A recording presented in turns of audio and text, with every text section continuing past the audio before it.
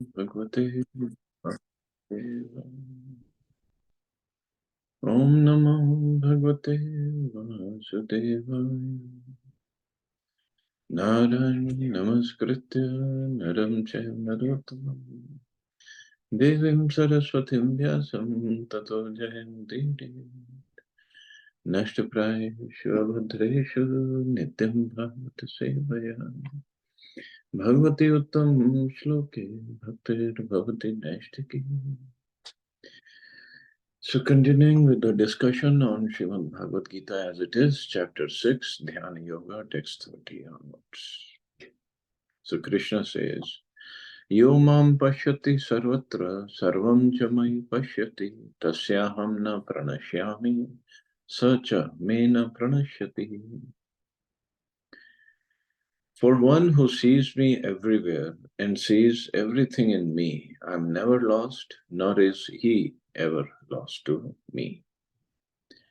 So previous verse Krishna said, a true yogi observes me in all beings and also sees every being in me. Indeed, the self-realized person sees me, the same Supreme Lord, everywhere. And for such a person, Krishna says, I am never lost and he is never lost to me. A person in Krishna consciousness certainly sees Lord Krishna everywhere, and he sees everything in Krishna. So he sees Krishna everywhere. Of course, later on, Krishna will, 7th chapter, he will tell how we can see him everywhere. And he sees everything in Krishna, because nothing is separate from Krishna. Everything comes from Krishna. Such a person may appear to see all separate manifestations of the material nature, but in each and every instance, he is conscious of Krishna, knowing that everything is a manifestation of Krishna's energy.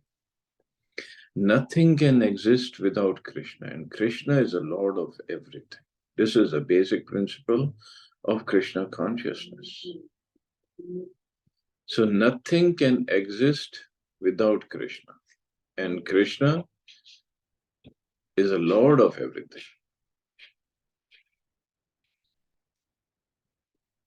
It's just we have to change our consciousness, change our vision to see this way.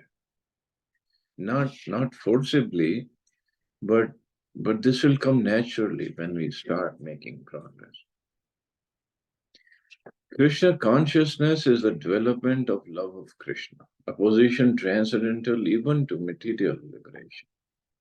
At this stage of Krishna consciousness, beyond self-realization, the devotee becomes one with Krishna in the sense that Krishna becomes everything for the devotee and the devotee becomes full in loving Krishna. An intimate relationship between the Lord and the devotee then exists. In that stage, the living entity can never be annihilated, nor is the personality of Godhead ever out of the sight of the devotee. So living entity can, of course, living entity can never be annihilated anyway. The soul cannot be. Body is going to die, or we're going to leave the body. But the consciousness of that soul will always remain perfect. One who sees Krishna everywhere. In fact, when Prabhupada says nothing can exist without Krishna, it's all Krishna's energy. Once I don't know how true that story is, but in ISKCON it goes around like this. That once Akbar Maharaj asked Birbal that you say your Lord Krishna is this or that, and he is so great, this great, that great. So who is greater, me or Krishna? Birbal thought for a while and he said, Maharaj, I think you are greater. Akbar was surprised. You telling me I am greater than your Lord, who's supreme, powerful Lord? I'm greater than him? How am I greater than him? Birbal said, well, Maharaj, you can do something that even Krishna cannot do. Akbar was more surprised. What is it? I can do and Krishna cannot do? What is it? Birbal said, well, you can kick somebody out of your kingdom, but Krishna cannot. So basically, because everything is his kingdom, there's nothing outside of Krishna's kingdom, material world, spiritual world. Everything is his. So this was a different kind of logic.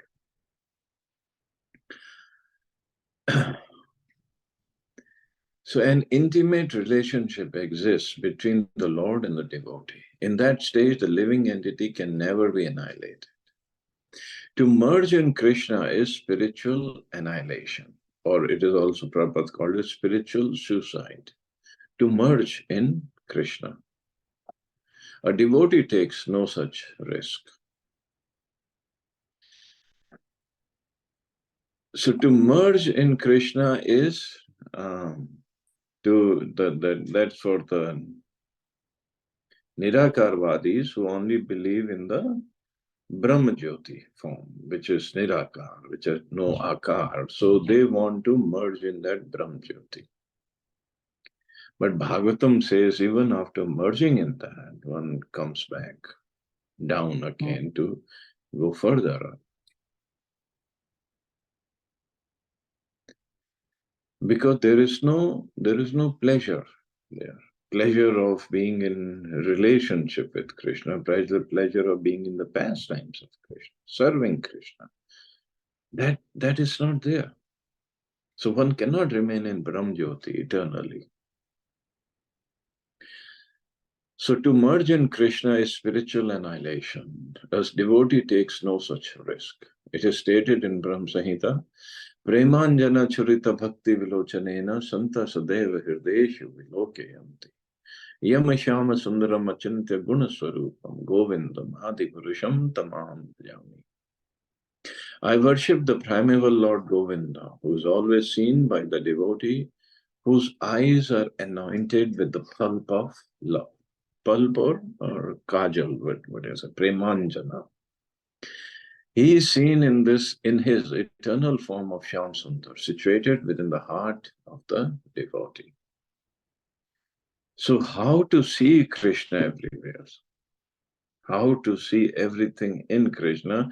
It's only possible, as mentioned in Brahma Samhita, always seen by the devotee whose eyes are anointed with the pulp of love. When we have developed that love for Krishna, then we see Krishna everywhere. Everything is related to Krishna, and everything should be used in the service of Krishna. Now, somebody will say, well, what does it mean? Should be used, everything. I mean, should we just bring everything to the temple and just offer it to the Lord? No, we cannot bring an aeroplane in the temple and think we can offer it to the Lord. But it can be used in the service of Krishna by going from one place to another to preach the message of Krishna. That's the purpose. Everything can be used. Somebody asks, how can an atom bomb be used in the service of Krishna? Well, atom bomb, first of all, it should not have been discovered anyway, or should not have been made, because it's only uses destruction. But if we see how Krishna destroys, like in this movie that has come out, I am the death of everyone, well, that Krishna was showing in the universal form. But somebody only takes that and develops an atom bomb. That is nonsense. Because then we haven't understood what Krishna wants from us in Bhagavad Gita. If everything belongs to Krishna, then why we are out to destroy everything? So because in 12th chapter, 13th chapter, Krishna, mostly in 12th chapter, Krishna talks about the qualities that one should develop to be Krishna conscious and what the devotee should have.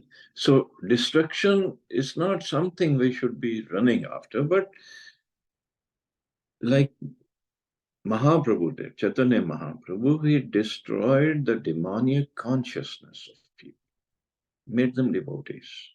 That way destruction is okay. Otherwise, yes, Arjun also did lots of killing. Bhima also did. And they were devotees. They are devotees of Krishna. But that was their dharma. They were Kshatriyas. To protect the population, it was their dharma. And in middle of all this, Krishna is telling Arjun, you should see me everywhere. You should see me in Duryodhana also, in Karna also. But that doesn't mean Arjun should not perform his duty. Arjun is a person Krishna chose to speak Bhagavad Gita to. Arjun is his very intimate friend. And still, if we think that, oh, Arjun, why did he kill so many people? Wasn't he seeing Krishna in Duryodhana and Karna and other so many warriors? No, he was seeing, but he was also seeing Krishna giving him orders to fight, to kill. Because this was necessary for the society at that time. This was required from Arjuna. But now we cannot claim that we are being guided by Krishna to kill. Yes, armed forces can do, because this is their job, this is their service, this is their duty. Not for us. For us, the duty is to try to become Krishna conscious and to use everything in the service of Krishna. That's all. As far as possible. So when somebody has developed that love and then he sees Krishna everywhere because his eyes are anointed with that anjan of love. So Prabhupada said, at this stage, Lord Krishna never disappears from the sight of the devotee. Nor does the devotee ever lose sight of the Lord. In the case of a yogi who sees the Lord as Paramatma within the heart, the same applies. Such a yogi turns into a pure devotee and cannot bear to live for a moment without seeing the Lord within himself. So this chapter is Dhyana Yoga. So for a Dhyana yogi, it's not that he only meditates, and when he meditates, he concentrates on the Lord within his heart, Paramatma. No, he should see him every second, every moment. This is what Krishna is saying in this. That one who sees me everywhere and sees everything in me, I am never lost, nor is he ever lost to me. Just like in the case of Dhruv Maharaj. So he went to the forest. Narad Muni told him that, first his mother told him that you should go look for the Lord. And where will I find the Lord? She said, well, I heard people going to the forest to find him. So Dhruv Maharaj, little boy, 5-year-old boy, he started for the forest. He was so fixed up. He was very angry also at that time because his stepmother did not let him sit on the lap of his father.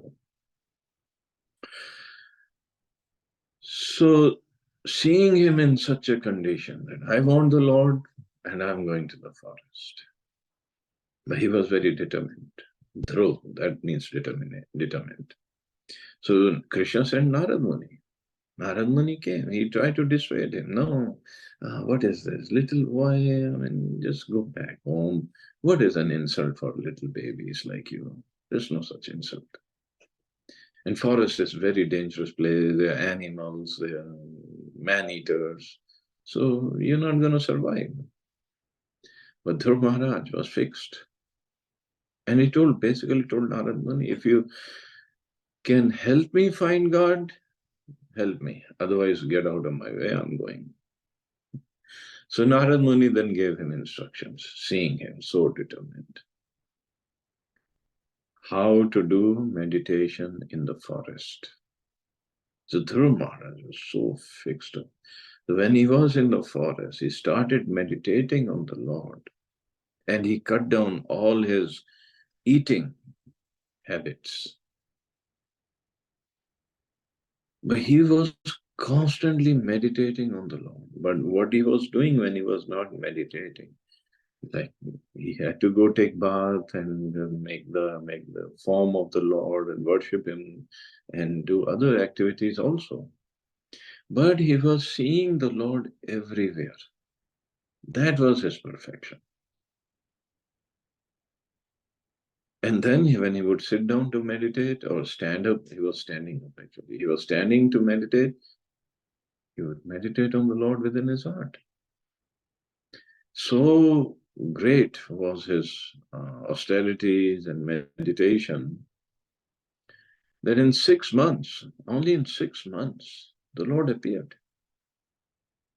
to give him the benedictions, whatever he wanted.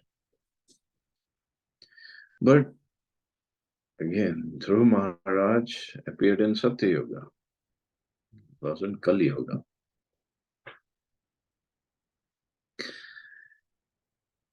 So what he could see, and when the Lord appeared, Dhruv Maharaj had his eyes closed and he was meditating on the Lord within his heart, and all of a sudden Lord disappeared from his heart. And Dhruv Maharaj got disturbed. Where did he go? Wow, how come I cannot meditate on it? And then he opened his eyes and he saw the Lord outside. So that is the stage of perfection. And in fact, beyond that, when the Lord asked him, what do you want? Because in the beginning, Dhruv Maharaj had this material desire of having a kingdom even better than Lord Brahma. Lord Brahma was his grandfather. So he wanted a kingdom better than even Brahma, not forget about his father's kingdom. So, but then when he saw the Lord, he said, I don't want anything. I was looking for broken pieces of glass, but I've seen, now I got the diamond, most precious diamond like yourself. I don't want anything. So that is the perfection of yoga.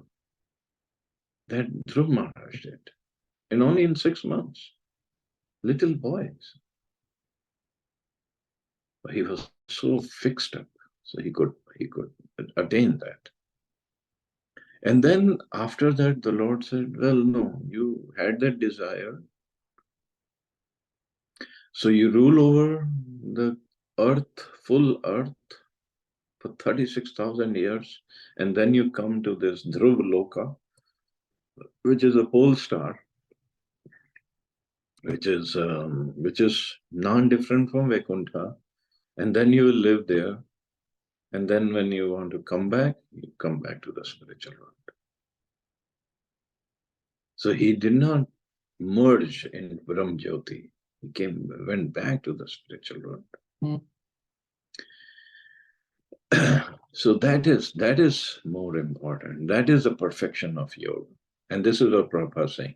Such a yogi turns into a pure devotee and cannot bear to live for a moment without seeing the Lord within himself. Then only a pure devotee can do. This is what Brahmaji said.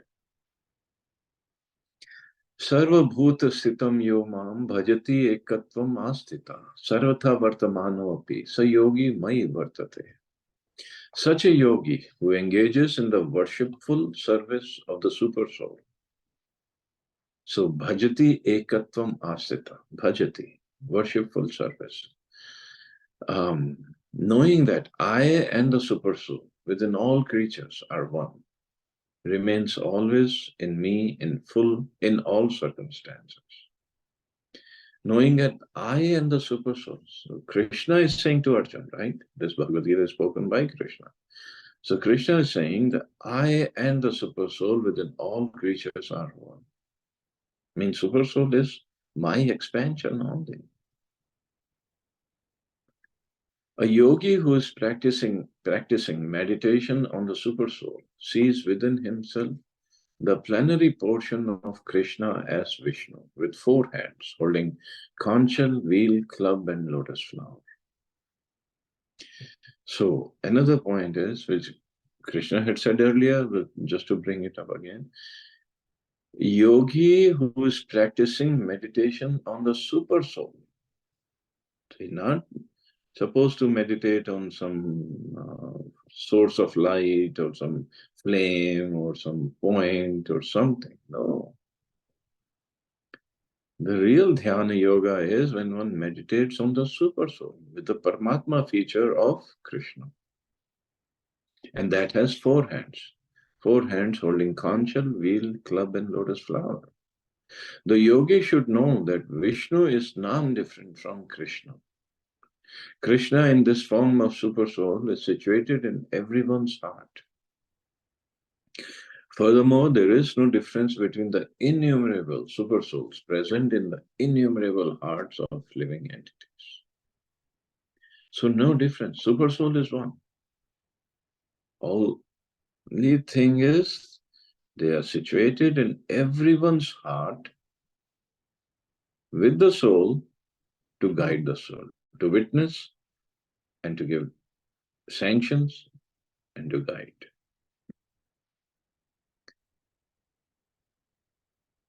Furthermore, there is no difference between the innumerable supersouls present in the innumerable hearts of living entities. Nor is there a difference between a Krishna conscious person always engaged in the transcendental loving service of Krishna and a perfect yogi engaged in meditation on the Supersoul.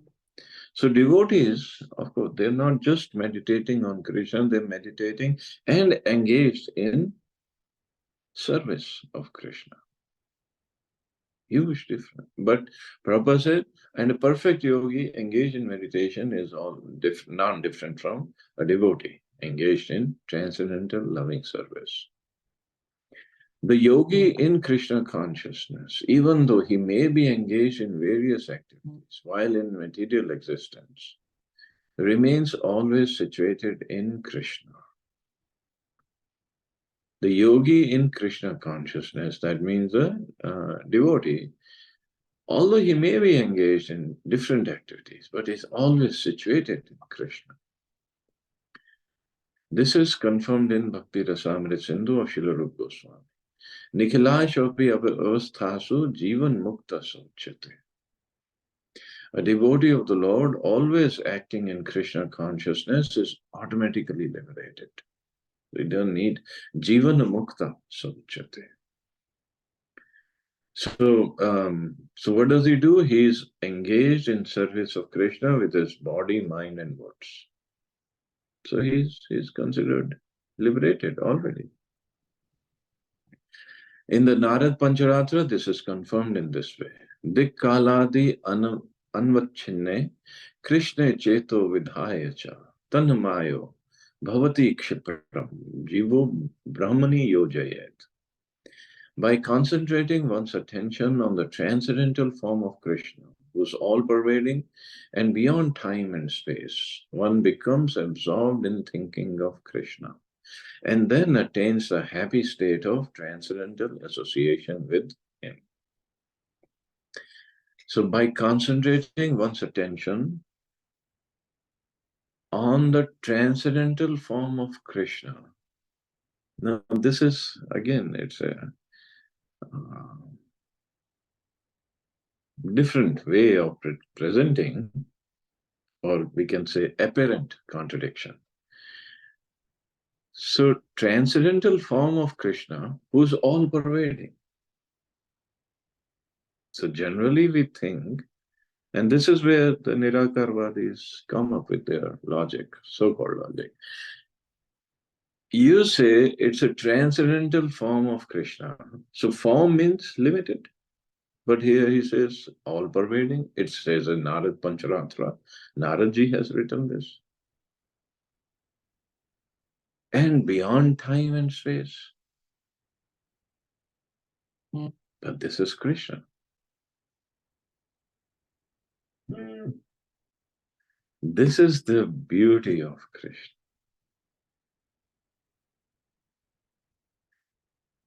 And this is the inconceivable potency of Krishna. He can do anything and everything. He is form, he has a form, but he's all pervading beyond time and space. So he's not limited by time and space. One becomes absorbed in thinking of Krishna and then attains the happy state of transcendental association with him. Only Krishna can do that. And a devotee who is in relationship with Krishna, he also does that. He sees that. So that's what Prabhupada says. Krishna consciousness is the highest stage of trance in yoga practice. This very understanding that Krishna is present as Paramatma in everyone's heart makes the yogi faultless. So that Krishna is present in everyone's heart as Paramatma. That is the highest stage. The Vedas, Gopal Tapani Upanishad, confirm this inconceivable potency of the Lord as follows. Eko api san bahuda yo avabhati. Although the Lord is one, he is present in innumerable hearts as many. Similarly, in the Smriti Shastra, it is said, Eko eva paro Vishnu, sarva vyapi na sanshaya, aishwaryad rupam ekam cha, surya vat bahudheyate. Vishnu is one, and yet he is certainly all-pervading by his inconceivable potency. In spite of his one form, he is present everywhere, as the sun appears in many places at once.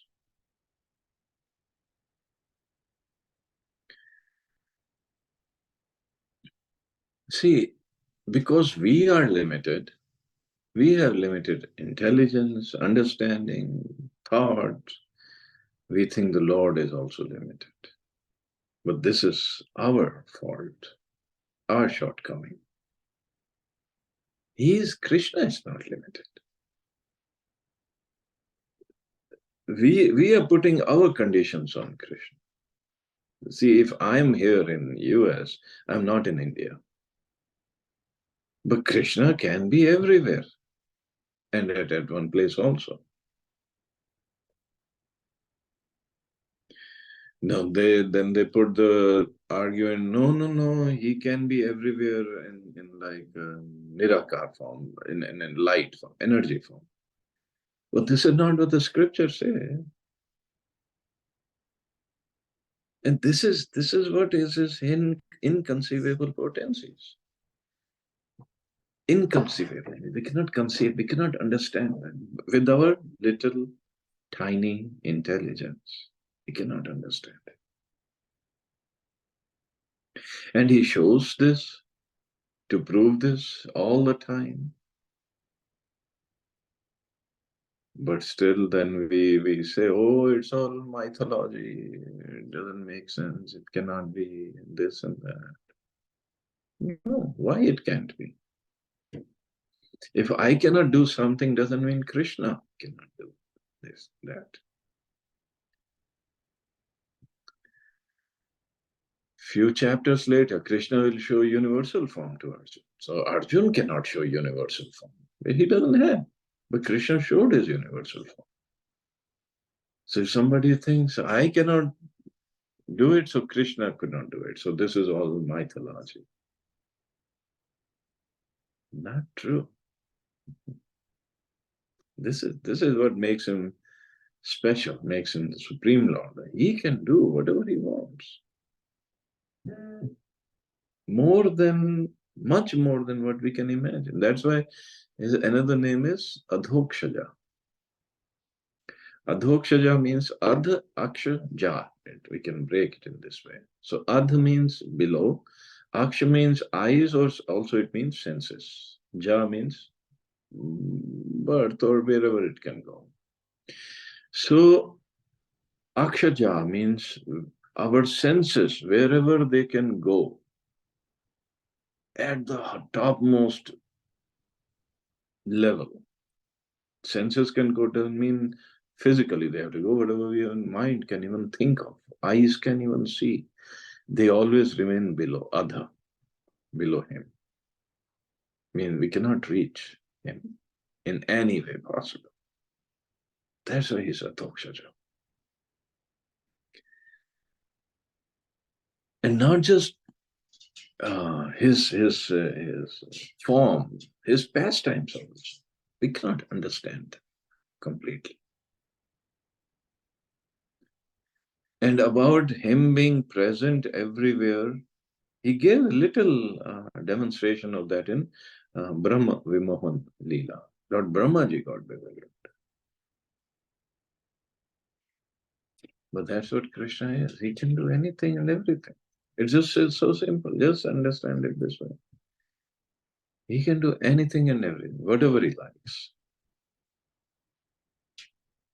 But yet, he could be so lovingly available for his devotees to reciprocate with him. He's so great, but at the same time, he is so easily available or approachable for his devotees. Even in the spiritual world, of course, I haven't seen the spiritual world through the scriptures, whatever I've learned. Just like we devotees talk about, we'll go back home, back to Godhead in the spiritual world to be in the pastimes with Krishna, in whichever form, whatever is our original form is. So now in the spiritual world, which is considered as 3 times bigger than the material world. Material world is unlimited.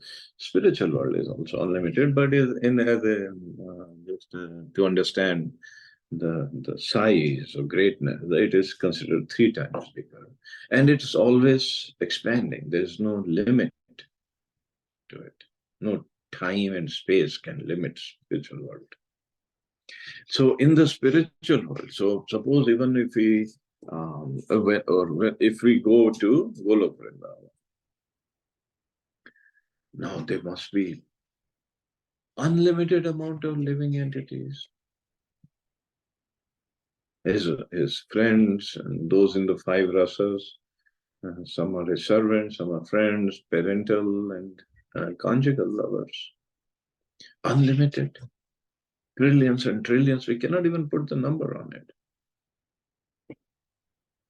So will we get a chance to be with Krishna, to serve him after trillions and trillions of years or days? How does it work over there? But this is the beauty of spiritual. Krishna, if we are going to be with him in particular mode, or whatever mode we are going to be with him in, he expands himself in as many forms as to be with his devotees. In whatever particular form the devotee is in relationship with, to be with that devotee every day, every moment. Just like in Ras Leela we studied in Bhagavatam. So when the Ras Leela was going on, he was with Srimati Radharani in the middle. But then there was innumerable gopis around him. And he was in the middle of every pair of gopis. So means he was with every gopi also. at the same time. And every gopi, including Radharani, thought he is with me only. And gopis are not, of course, in the movies or TV serial, they will show only a few, 20, 30 gopis. So this is their capacity. But Bhagavatam says there were innumerable gopis. And he was with every gopi at the same time. This is potency. And why he was with every gopi? Because they wanted to be with him, they wanted to serve him, they wanted to please him. So he had to give time and relationship to everybody. This is how much he loves his devotees. It doesn't say anywhere in Bhagavatam that he became invisible or nirakar to be with everyone. No, he was in full form, dancing with everyone.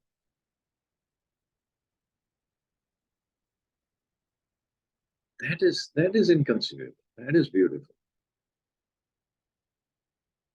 And this is what the devotees hanker for, and this is what they see everywhere. And that's why Krishna says, I'm never lost to him, and he's never lost to me. And this is the perfection of yoga.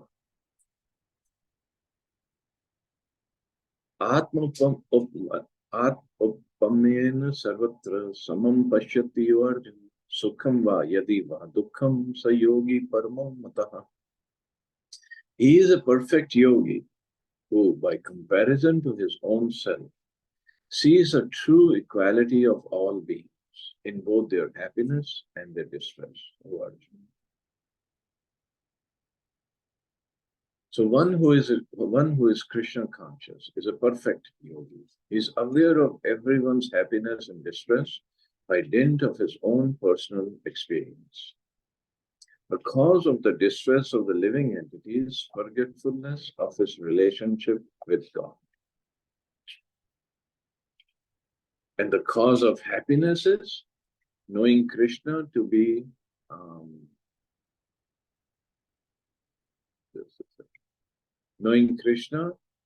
the supreme enjoyer of all the activities of the human beings, the proprietor of all lands and planets, and the sincerest friend of all living entities. So cause of distress of the living entity is forgetfulness of his relationship with God. So when this is a Bhaktivinoda Thakur, I think is written, Krishna Bhula Jiva, Krishna Bhuliya Jiva, Bhogavansha. So forgetting Krishna, a Jiva is going with Bhogavansha, he wants to enjoy material. But then what happens? Nikatastha Maya Tare Jhapatiyam. And Maya is right there. In the material world, Maya is everywhere. This is made of Maya. Although it's Krishna's energy, but her job is a little different. And what does she do? Jhapatiyam. It's slapping him left and right. So the cause of distress, and that brings us lots and lots of distress. Of course, who can be happy by getting slapped? And why this distress? Because we have forgotten our relationship with Krishna. We have forgotten our original position, our relationship, our enjoyment with him. And here we are in the material world, trying to be happy, trying to enjoy it. And Maya says, no, you cannot be happy.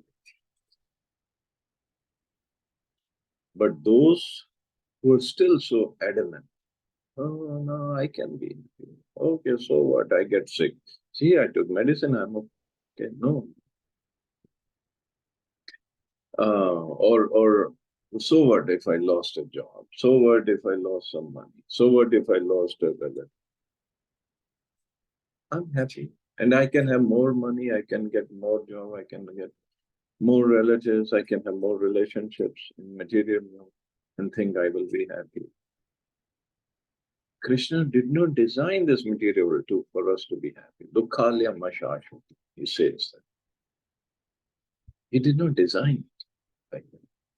So this material world is designed to give us distress, to rectify our consciousness, impure consciousness, to purify and to go back to the spiritual world, where there is no problems, no disease, no old age, no death, no birth also, and no forgetting of Krishna. So we'll always be happy.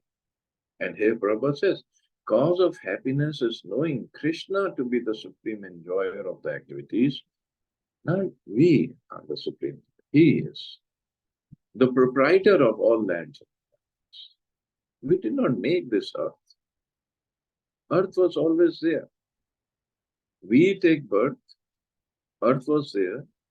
We work hard, get some piece of land in our name, and we think I'm the proprietor. But if I'm the proprietor, why I have to leave that piece of land when I die? So I'm not the proprietor. I'm just here for time being, little time, that's all. And then, even after all this, Krishna is the sincerest friend of all living entities. Bhutadam Sarva Bhuta. Then one can be really happy, not by accumulating more and more and more, or try to accumulate more and more. He cannot be happy. The perfect yogi knows that the living being who is conditioned by the modes of material nature is subjected to the threefold material miseries due to forgetfulness of his relationship with Krishna. And because one in Krishna consciousness is happy, he tries to distribute the knowledge of Krishna everywhere. Since a perfect yogi tries to broadcast the importance of becoming Krishna conscious, he is the best philanthropist in the world, and he is the dearest servitor of the Lord. Na chatasman manusheshu kashin me priya kritama. That in 18th chapter, Krishna says, one who tries to give or gives this knowledge to others, he is most dear to me. I am most dear to him, and he is most dear to me. In other words, the devotee of the Lord always looks to the welfare of all living entities. And in this way, he is factually the friend of everyone. And that's also, Tulsidasi also says, Parhita Sarasa Dharam Nahi Bhai. Most better dharma than doing welfare activity for others. But then we have to understand what's a real welfare activity. That is making him Krishna conscious. Because then he remembers his relationship with the Lord and he will always be happy. People say, okay, feed the poor and help the needy, take care of the sick people. That is welfare activity. Yeah, that is also welfare activity, but that's a welfare activity of the body, for the body. If by my feeding somebody, he is becoming more and more forgetful of his relationship with Krishna, then am I really doing welfare activity? I'm just prolonging his stay and his suffering in the material world. So feeding is not wrong. Everybody has to eat something to survive, to do any activity. But then feed him prashadam, that's all. Then he will get benefited both ways.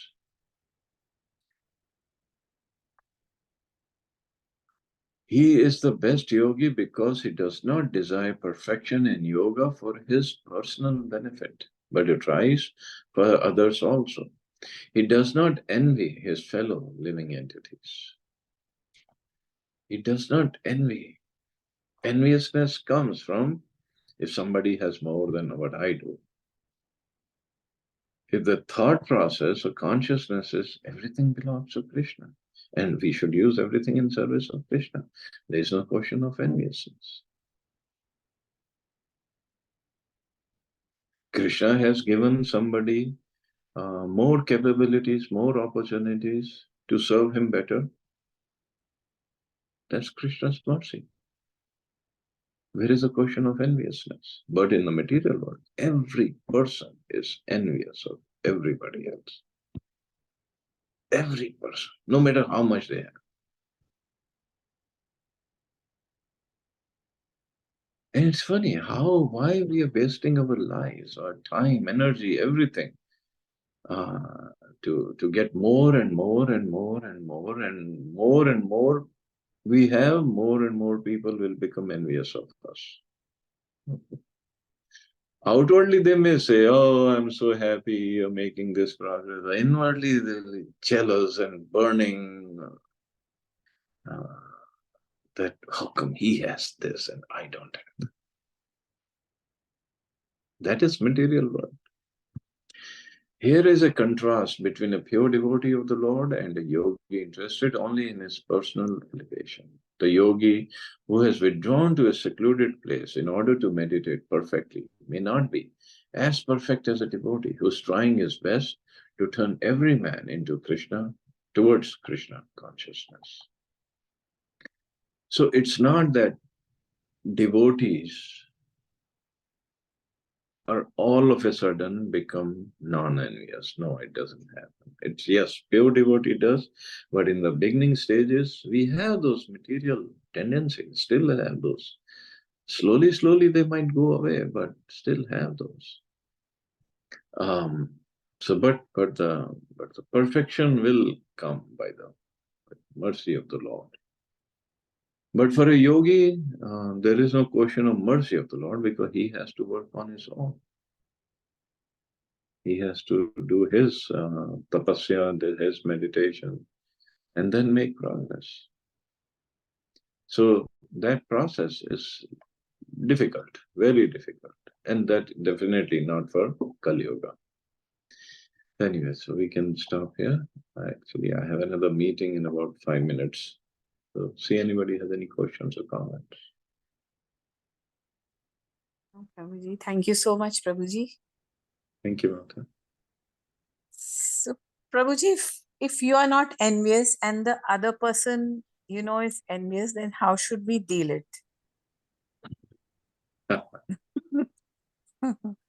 Bhagavatam says, Tatyanukampartham Savigyamano, means Bhunjan ev Atma Kritam Vipakam, means whatever he does, then a devotee thinks it was my karma and I'm getting this reaction to my karma. And higher than that, one forgives him. Higher than that, yes, one still works for that person's well-wishing, for his benefit. Spiritual benefit, not material. True. We have to see, of course, we cannot be at that stage and imitating Haridas Thakur or other Acharya, but that's a role model. We have to try to come to that level. But at least we understand, okay, Krishna is my dear friend. Krishna is always there to protect me. So if something happened to me, okay, Krishna allowed it. So it's up to Krishna, whatever he did. Yeah. Yes, Prabhuji. Thank you so much, Prabhuji. Thank you, Anta. Thank you. Thank you. Dhanyavad, Prabhuji. Thank you very much. Thank you, Prabhuji. You all have a safe and wonderful day. Thank you. Hare Krishna. Jai Srila Prabhupada. Hare Krishna.